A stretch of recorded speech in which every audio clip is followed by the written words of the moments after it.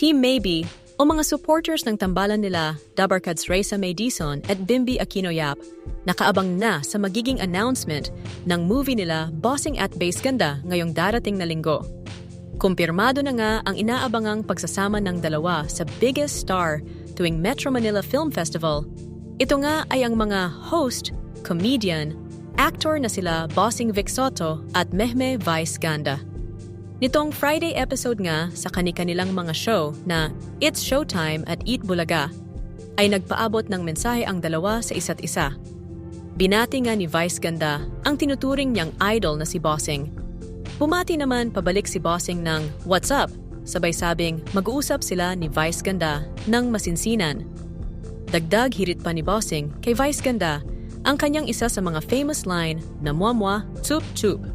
Nakatakdangang i-anunsyo nila Bossing at Vice Ganda ang kanilang magiging collab movie entry para sa 52nd Metro Manila Film Festival ngayong December sa darating na linggo, July 5, alas 4 ng hapon sa Gateway 2 Mall Quantum Area.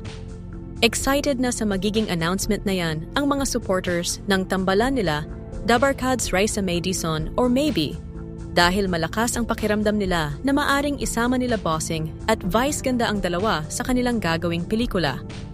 Alam naman natin na very close si Vice Ganda sa kanyang inaanak na si Bimbi. At di na rin bago kung magkasama sila sa pelikula dahil nagkatrabaho na sila noon sa The Amazing Private Benjamin. Kaya naman mas malaki ang chance na maulit itong muli lalo pat matagal-tagal na rin ang huli nilang pelikula together. Kaya naman sabay-sabay nating abangan ngayong linggo ang magiging announcement nila Bossing at Vice Ganda sa kanilang inaabangan, pinag-uusapan at pinakamalaking pagtatambal sa pelikula sa MMFF history.